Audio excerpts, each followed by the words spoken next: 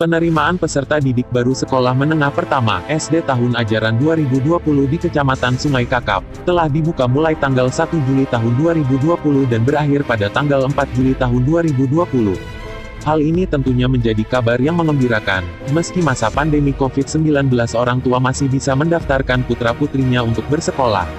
Terkait hal tersebut, pendaftaran akan dilakukan dengan dua cara, yakni menggunakan secara online, atau bisa datang langsung ke sekolah yang dituju namun tetap mengikuti protokol kesehatan. Kepala Sekolah SD Negeri 38 Murhadi saat ditemui sekolahan yang dipimpinnya, dia menjelaskan khususnya di SD 38 Sungai Kakap dan SMP 13 Sungai Kakap, apapun yang sudah kita sediakan tentunya ini memang sudah dipersiapkan, dan ini sudah menjadi kewajiban. Terutama ini untuk anak-anak karena menjaga penyebaran COVID-19. Jadi harus dilaksanakan, apalagi himbauan dari pemerintah dan protokol kesehatan. Di antaranya persiapan yaitu berupa air bersih kemudian masker yang akan dibagikan kepada siswa. Semuanya sudah dibuatkan dan disiapkan. Jadi khususnya di SD 38 Sungai Kakap, kemudian juga SMP S13 Satak di Kakap, apapun yang sudah kita persiapkan, tentunya ini memang sudah menjadi keharusan dan kewajiban kita, terutama untuk anak-anak kita, karena ini menjaga adanya COVID-19 ini. Jadi harus kita laksanakan, apalagi himbauan dari pemerintah, ya, protokol kesehatan. Kita harus sudah mempersiapkan. Di antaranya persiapan itu yaitu berupa air bersih, air mengalir, kemudian masker juga akan terbagikan kepada siswa kita. Alhamdulillah semuanya kita buatkan, kita siapkan, dan nanti juga kalau memang ini karena kan masuk untuk tahun ajaran baru ini kan 2020-2021 kan tanggal 13 Juli.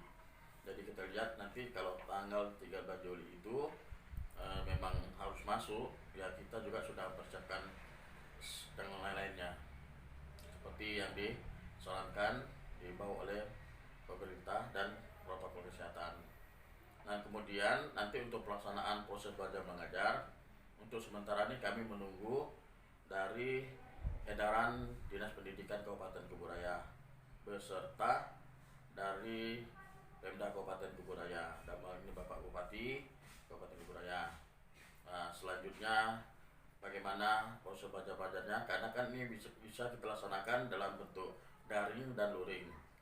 Nah daring itu dalam jaringan, kemudian luring luar jaringan. Yang ini memang khususnya kita di proyek ini di SD 38 ini yang mungkin luring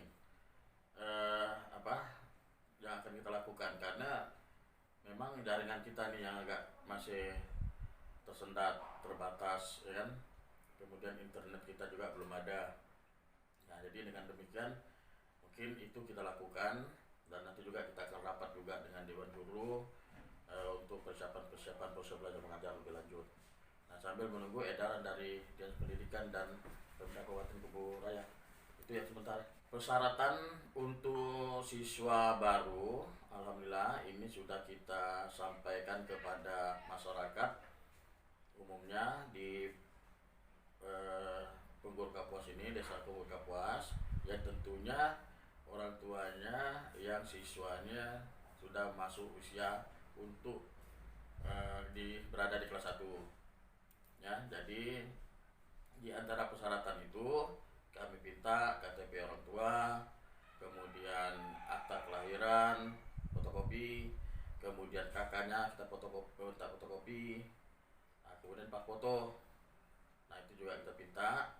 Nah kemudian yang lainnya ya formulir dari kita siapkan, persyaratan lain dari sekolah yang menyiapkan, dari panitia. Nah itu jadi untuk mudah-mudahan ini sekarang ini ya hari pertama kita menerima siswa baru ini. Alhamdulillah untuk SD-nya baru 20 calon siswa kelas 1 SD, sedangkan SMP-nya baru 9. Mudah-mudahan dari besok, hari kedua, ketiga, dan keempat, karena pendaftaran kan dimulai dari tanggal 1 sampai tanggal 4, hari Rabu, hari ini sampai hari Sabtu. Mudah-mudahan jumlahnya meningkat. Ya, untuk kita tetap mengacu pada Menteri Pendidikan dan Kebudayaan, juga edaran dari Dinas Pendidikan Kabupaten Kuburaya, kita tetap menggunakan sistem zonasi itu tetap, karena itu merupakan aturan yang harus kita laksanakan. Jadi alhamdulillah kita masih untuk sementara ini, karena kita ini siswa kita ini kan khususnya SMP lah ya. SMP ini kan anak-anak kan tamat dari SD, jadi tidak ada memang anak luar, memang secara otomatis anak SD yang tinggal di Punggol Kapos ini masuk ke SMP 13 Sungai Kakap. Untuk daya tampung insya Allah kalau sudah kita lihat perkiraan ya, prediksi kita ini kurang lebih 40 siswa untuk SMP 13 Sungai Kakap, untuk SD-nya kurang lebih 40 juga. Nah itu aja. Julir Kepala Sekolah SD 16 Sungai Kakap. Menurutnya sekarang karena suasana new normal maka mengaju ke siswa tidak boleh datang ke sekolah, kecuali orang tuanya yang datang ke sekolah. Kemudian persyaratan lainnya yang harus dipersiapkan adalah akte, dan wilayah karena masih sistem zonasi. Harapan sekarang kan karena suasana new normal ini tentu kita masih mengacu ke seperti misalnya siswa itu nggak boleh datang kan, orang tuanya yang datang ke sekolah. Lalu persyaratan lain ada aktenya, kemudian wilayah maksudnya penduduknya, karena ini masih berlaku sistem zonasi. Ya, misalnya untuk kelengkapan di sekolah, kalau orang tua datang atau hadir di sekolah harus pakai masker salah satunya ya. Cuci tangan, dites dulu, depan itu ada tes, dites panas nggak badannya. Kalau misalnya ada mencurigakan atau panas, mungkin disuruh pulang dulu atau ditunda dulu atau besok lah misalnya, atau ganti orang lain kan gitu yang mendaftarkan anaknya. Untuk sementara kuota kita prediksikan kira-kira 2 kelas lah, daya tampung. Karena mengingat ruang belajar ini sangat terbatas, hanya 7 ruangan belajar yang ruang kelas. Nah, maka pagi dan sore kegiatan belajar mengajar, kemudian ditambah lagi guru yang ada yang pensiun, jadi makin berkurang, tenaganya makin berkurang, tenaga pengajar.